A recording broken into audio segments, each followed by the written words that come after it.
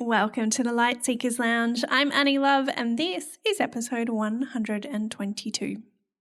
I remember listening to an astrology forecast at the beginning of this year that essentially said if I wanted to get anything done this year, to do it in the first half of the year. I can't remember exactly what the reasoning was, but it has certainly felt true for me. Well, I felt really full and productive, and perhaps a little overscheduled at times, probably up to the end of July. And then, well, a few things changed in the love household. Nothing particularly big or dramatic or terrible, but changes that impacted how time and energy and how life and business has flowed in the past few months. It has certainly impacted the creation of this podcast over the past few months, so I apologise for being MIA. I really have missed you, and it's so nice to be back in your ears this week. So thank you for being here and putting up with my absence, being patient. The events of the past couple of months have got me thinking about how we approach change and uncertainty, whether we look at it with fear or do we look at it with possibility, whether we put up with things that don't feel good or whether we try to make tweaks and improvements along the way. So let's dive into this solo episode where I'll give you a little life update from the loves and we can talk about how we deal with change and uncertainty. Hello, fellow seeker of light, and welcome to the Light Seekers Lounge. I'm Annie Love, and I'm a certified coach for incredible humans who want to build wholehearted businesses. I help them master their mindset, create simple strategies, and take meaningful action towards their goals in a soul-nourishing way that honours their business, their family, and most importantly, themselves. I'm also a wife and a mum to 3 gorgeous boys. Our parenting journey has been, well, a bit of a roller coaster. And while our family has navigated some pretty tumultuous times, I've learned just how important it is to keep seeking the light and the joy. Even in the midst of darkness, I believe that we can find light on the other side, even if the landscape is different to how we expected it to look. Here in the Light Seekers Lounge, we're going to share stories and conversations about how we create our best life, even when things feel hard. Thank you for being a light seeker with me. I am so glad you're here. Now, let's get on with the show.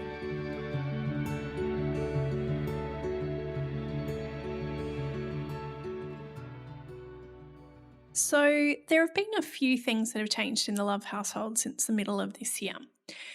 The first main thing was that we completely blew up our calm life by unexpectedly adopting an 8-month-old cavoodle puppy whose name is Bruce.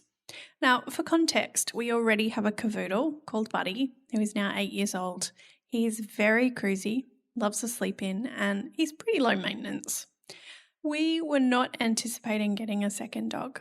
In all honesty, the thought probably crossed my mind a few times over the past few years, but the reality of going through the puppy stage again was not super appealing, not to mention the costs involved in pet ownership. But friends of ours had a change in circumstances and were worried about their cavoodle puppy not getting the attention he needed. So they reached out to see if we'd consider welcoming him into our family.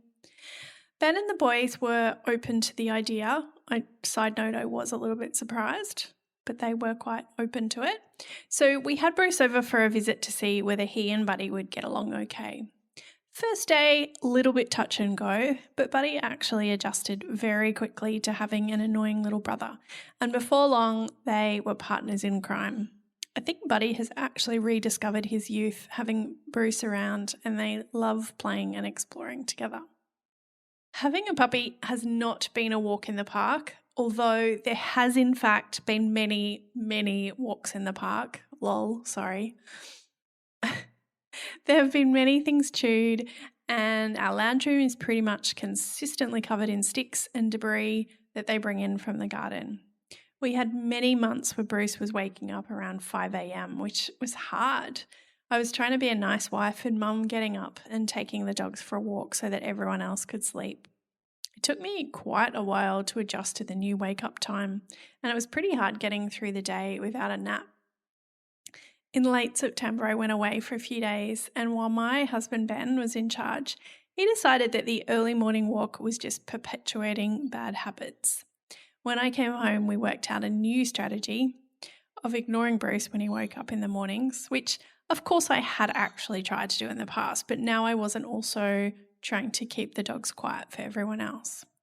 So we stopped doing early morning walks, and before long, Bruce was sleeping in until 6 a.m. and beyond, which was far more civilized.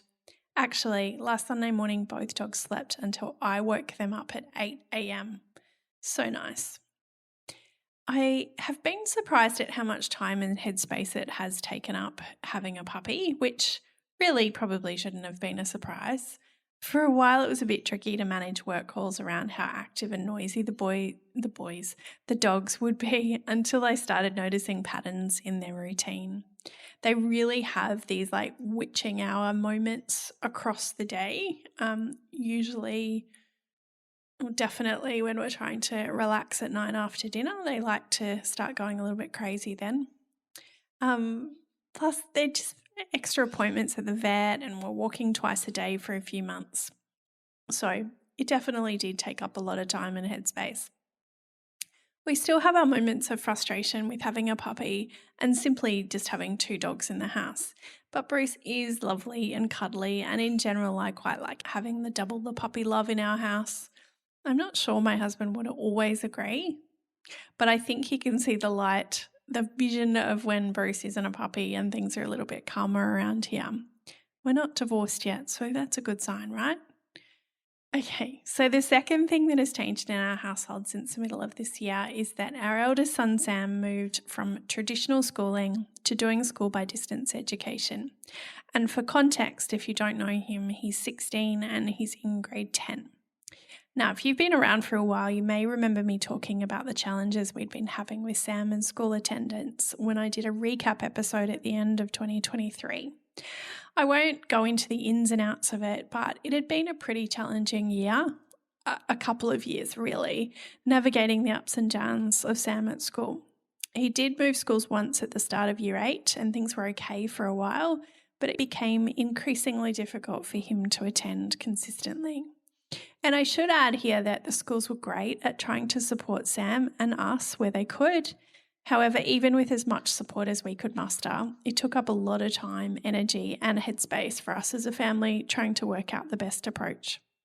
Anyway, to cut a very long story short, Sam finally came to the realisation that there were other pathways available for his education, so he moved to a school that has a distance education offering.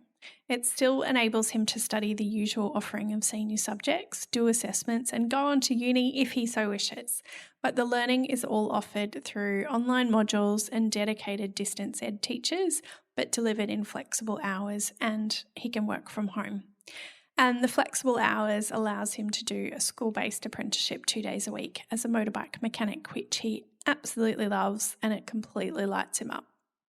It also means he can earn an income on those 2 days in the apprenticeship rather than also having to find a casual job around school hours. Win, win, win. So I feel like this has been a positive change for all of us and things on the school front feel much lighter. It is still taking time for us to find our feet when it comes to this new style of learning though, navigating the school portal and the motivation to work when you're not sitting in a classroom. There's also been a fair bit of admin for me to manage the transition and be his official school supervisor. But I guess that's just mum life. All in all, it's been a good change. Probably the third main change for me has been more involvement in the care of my 89-year-old dad. In essence, I'm his PA and Uber driver, and the role has increased a bit in recent months. If you don't know already, I'm part of a big, beautiful family and have 6 awesome siblings, plus an incredible array of siblings-in-law and lots of nieces and nephews. 18, I think, ranging from 6 years old to 32 years old. My dad lives in a granny flat behind my sister's house, so he has the benefits of semi-independent living while still having family close by, and they are brilliant at all they do to support him. So we are incredibly lucky to have so many people in Dad's support crew. In August, Dad had his very first hospital stay in his 89 years, which is pretty amazing, really. He recovered pretty well, and quickly and was able to come home after about 5 days, but it definitely gave us all a shake-up. Funny story, but I'll just share this little universe moment. I had made space in my calendar in August to have some PDT on my forehead. Now, if you're not sure what PDT is, it's photodynamic light therapy to address some precancerous skin cells. And it needs a week or so of recovery time. The clinic I was going to ended up having to reschedule, leaving me with very few appointments in my calendar for that week and no recovery required, of course, which gratefully meant that I was able to spend time in hospital with Dad. I just love how the universe conspires sometimes. Anyway, after the hospital stay, we realised Dad could do with more services at home, which have now been put in place and probably given us all a little bit more peace of mind. It's also meant a few more medical appointments to ensure Dad's health is the best it can be. Given I probably have the most flexible work schedule of all of my siblings, the extra appointments have generally fallen to me, and then I call in backup when required. So, as I said earlier, there's not been any big dramatic changes in the Love household, but a combo of things that have definitely taken my time and attention over recent months, in addition to the usual plethora of commitments in family life. So, while I've been able to look after my existing coaching clients, it hasn't left a lot of energy and headspace for much more. As I'm sure you can understand, often I think it's the mental load as much as the physical time commitments. Feeling like a walking calendar, tracking where everyone in the family needs to be, doing a mental tally of how many school shirts Charlie has in the cupboard and whether we need to do washing before tomorrow, making sure we have enough groceries and making nutritious food for everyone. It's a lot. It's a lot to live in our heads. I've definitely had moments where I've beaten myself up a bit for what I'm not achieving on the work front in this more intensive family season. I've questioned whether I can work on my boundaries, but honestly, I'm not sure that that's the problem. I mean, I'm pretty sure these puppies would not respect my boundaries even if I tried. Could I ask for more help? Probably, but mostly I just offer myself compassion and remind myself that this is a season and that right now I'm prioritizing what's most important to me, which is my family. So I would love to know, has there been much change in your life this year? How do you approach uncertainty? I was at a conference called The Future of Leadership earlier this year, which is an amazing annual event put on in various capital cities as a fundraiser for a charity that we love to support called Hands Across the Water. My friend Ali Hill was one of the incredible keynote speakers on the day, and she asked the audience where we sit on a spectrum where uncertainty is down one end and possibility is at the other end. Where would you put yourself on that spectrum? When things change and there's uncertainty, do you look on it with a sense of fear or look at the opportunity and possibilities of what this change may bring about? And it's completely okay to feel the feelings around this change before you come to a place of looking at it with a sense of possibility, right? Sometimes we need some quality time rocking in the corner and crying our eyes out before we're ready to accept it or see it as possibility. When it came to Sam moving to distance education, for example, there was a whole lot of processing that needed to happen for all of us before we took any action. And a lot of that processing was done individually first. For me, it was a constant evolution. I started by asking myself questions like, what would this look like if Sam left school altogether in grade 10? How would I feel if he left his school that we all really love, but that he's not attending consistently? What's Sam going to miss out on if he leaves traditional schooling? What's he going to gain? And how do I feel about it all? For me, it helped to think through all these possibilities and possible outcomes and work through all the emotions of it so that I understood my own feelings and my own ego, and then could help Sam think through some options when he was ready. So I might completely misquote Ali and what she shared with us in her speech. If so, Ali, I apologise. But this is what I wrote down and what I took away, focusing on just a small part of her entire presentation. So Ali talked about the importance of agency, acceptance, and anchors when you're facing uncertainty. And I'll just share a little bit about these 3 points. So, agency is our ability to make choices and take action. So, if I feel like I am completely at the mercy of what's happening around me in times of uncertainty, it's easy to start feeling pretty hopeless. And look, to be honest, in times of uncertainty, there might be a lot I can't control. This is true. But when I have agency, I can think about where I do have a choice and can take action and come at it from a more empowered place. Number 2 is acceptance. Now, acceptance doesn't have to mean that we like the uncertainty that's going on. It's more of an acknowledgement that it is happening, like walking out the front door and noticing that it's raining. Okay, this situation is happening. We can start to notice how we feel, which might be a big blend of emotions, and that's okay. We can hold that duality of hardness and joy. You might like to use a feelings wheel to put words around the emotion that you're experiencing. Just Google that if you want to look for a feelings wheel. It can be really helpful to actually identify not just like happy and sad, but all of the spectrum of emotions that we can experience. It can be really helpful to get small and realize that while this situation might feel huge to us right now, we're really just a small speck in a big universe. We might be able to do this by being in nature and watching the stars. How small do you feel when you're sitting there looking at the stars? It can be helpful to zoom out and gain perspective. Will this situation matter in 10 weeks, in 10 months, in 10 years? It can also be really helpful to listen to other stories of perseverance and know that we can get through this season of uncertainty, just as others have navigated hard times before us. And the third thing is anchor. This is where we connect to our future vision. We anchor into our future vision. Understanding our values, our vision, and our mission can help us keep grounded and stable during life's challenges. It's what gives us a sense of security and helps us make decisions that are geared towards our future. It's kind of like having that lighthouse in the distance where we know that's where we're going. There might be some choppy seas and a couple of rocks and obstacles along the way, but that's where we're heading. So essentially, when in times of change and uncertainty, let's just pause, take a deep breath, and regroup. Step into your agency. How can you feel empowered right now?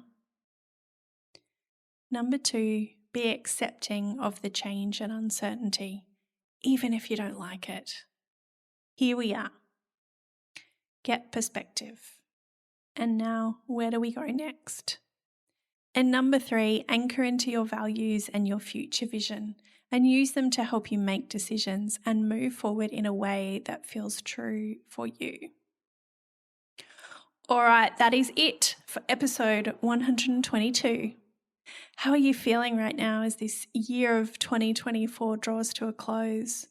As I record this, there are only 8 weeks left of this year, which sounds a bit crazy. Anyway, I hope you're doing okay. I hope you are navigating this busy pre-festive season, this end of school season, with some peace and serenity, taking deep breaths when you need to. I have some beautiful conversations to share with you over the next 2 months. So thank you for listening today, and I will be back again very soon. Hey, thanks so much for listening to today's episode of the Light Seekers Lounge podcast. I am so grateful to have you here. If you loved the show, it would mean the world to me if you could hit subscribe and leave a review on Apple Podcasts or on Spotify. I would love to continue the conversation with you, so come on over and join the Light Seekers Lounge Facebook group or come say hi to me on Instagram at annielove.coach. Talk to you soon.